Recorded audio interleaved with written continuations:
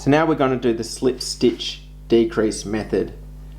What we do, we go along as we normally would until the point where we want to decrease, and we slip that stitch.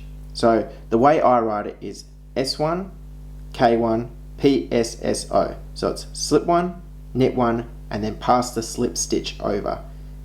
It's written completely different in different patterns from different countries, all that, but this is the way that I've done it. This is the way I've been taught, and it's just the simplest method for me. So what I do is I slip one knitwise. So like I'm going to knit, I just simply slip it off that needle. Then I knit the next stitch. So it's slip one, knit one, and now I'm passing the slip stitch over. To do that, I put my left needle into that slip stitch and I drag it over the top, and that's it. So now we've got one stitch from two.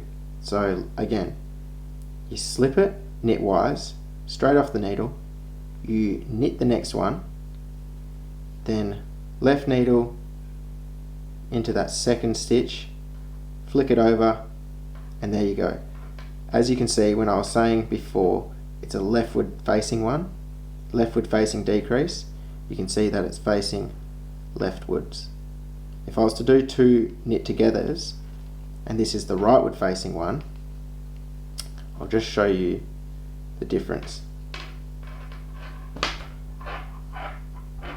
See how the left one is facing, see how these two are facing left ways? That one is more central and facing rightwards.